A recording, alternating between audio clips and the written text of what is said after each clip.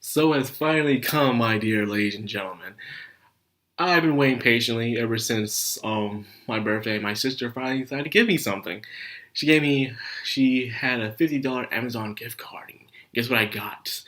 I got this. Yes. By the title you should have already have known. Already, the Mushoku Tensei Manga. Yes, volume 1.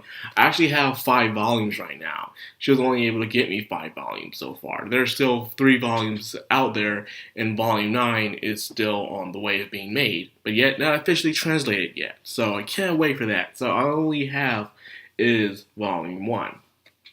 Now, what you're saying, what's up with this? What's up with another Mushoku Tensei video? I keep talking about the series only because I love it so much. So whether or not people watch it, it doesn't really matter to me. I just really want to shill this series out because this series, not only in my opinion, is one of the best light novels, well, web novels ever be created. I have yet to read the light novels.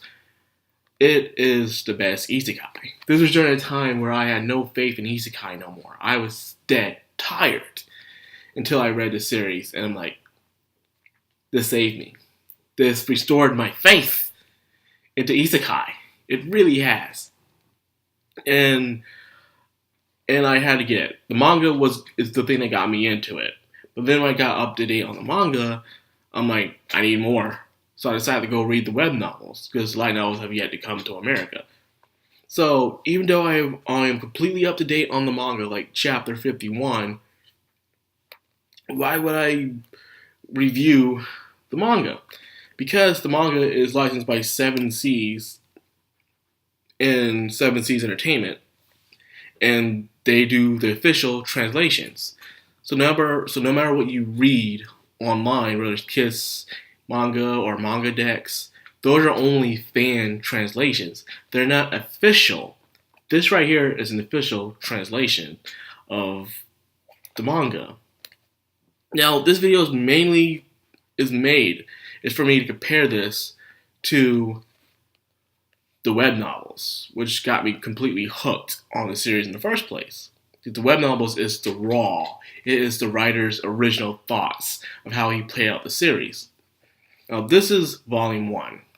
In the back, it says, a second chance in a new world. Isekai about the new worlds. It's always been an evil thing with Isekai for some reason, Just as an unemployed, Taku reaches a dead end in life and decides that it's time to turn over a new leaf.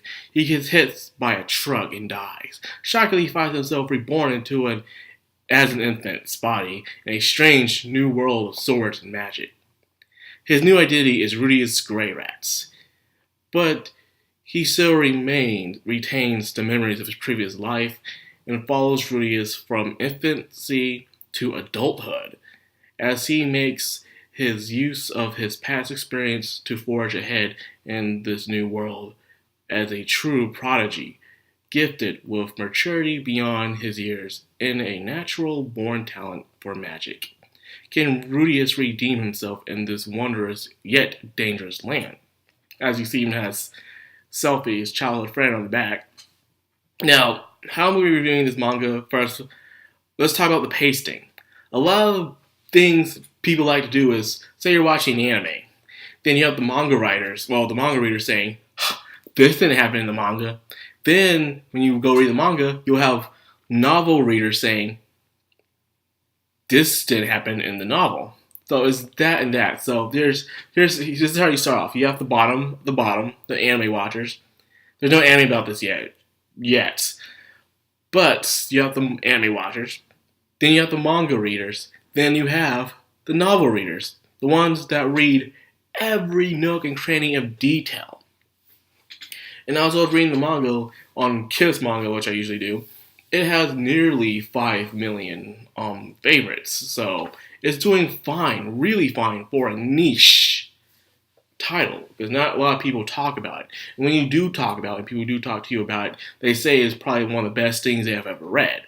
So that's why I'm going to show this out. So every week, I will be doing a review on the novels that I get every week. So yeah, prepare for that. I don't have a slated date. It'll just when I finish each novel each week. So like I said, I have read up to date with the chapters of the manga, but this is the official translation, so therefore I want to do a nice review about it. However, I will not be comparing it to the light novels, only the web novel, because I don't have the artwork.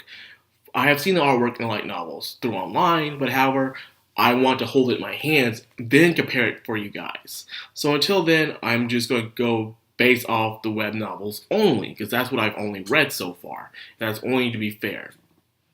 So, I can't judge the artwork, but I can say this. I can't compare the artwork yet, but I can judge it. The artwork itself is actually pretty decent. Not compared to light novels, I'm not here for that. As you can clearly see right here, it's pretty decent. You know, as Rudius, his teacher, his childhood friend, his parents, his maid, all that stuff. The characters that you start out with in this manga. Since this manga is about a person's life from beginning to end, not every arc is going to be adventurous or dangerous. There are going to be some slow moments because in a person's life, as you live, not every moment in your life is exciting. There are days you just get up, eat breakfast, go to work, or you stay home and watch TV or whatever, you know? You're not living your life of excitement every single day. There are days where you have to sit back and relax and you actually are hoping for something interesting to happen.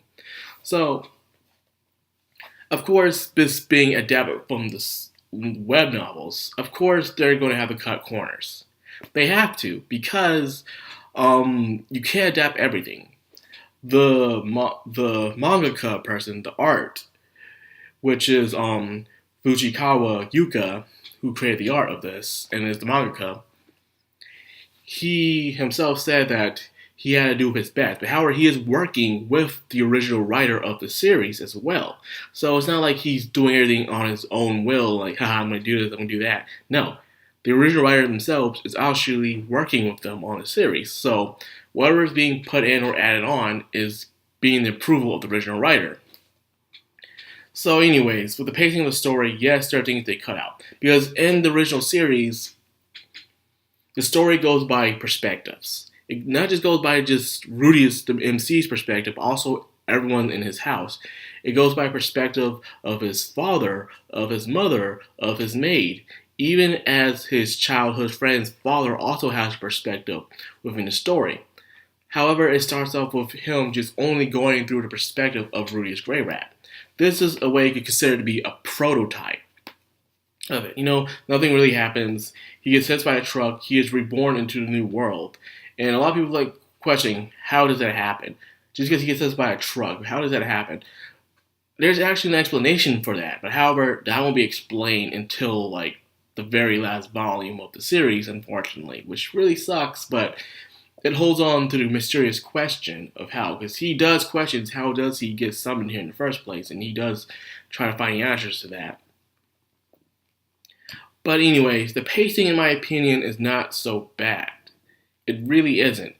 It only takes the important parts of the web series and adapts it into manga formation. You have to remember that this dude has to do at least sometimes the maximum of 30 chapters or so every month.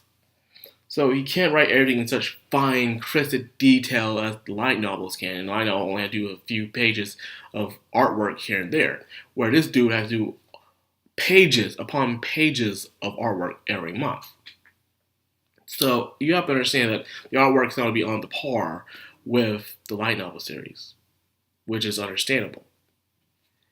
That being said, there's not really much to it because it really just does follows the web novel series. It does follows it, but it cuts parts here and there. Now everyone's perspective is being told, and some things are shortened down to save time. Because after all, the mangaka themselves are on a deadline. I'm pretty sure every manga artist out there would love to do a perfect detail-to-detail adaptation of a light novel series when it comes to manga. Hell, even when it comes to anime. Unfortunately, they can't do that because it's impossible for them. They're on a time limit. They have deadlines to do. And they have to write and draw so many pages every month. So you have to understand that, put that into consideration. So the manga itself only goes up all the way to the part where he is playing where he's accepted into a magical university, and he wants to bring his childhood friend along, and it ends there.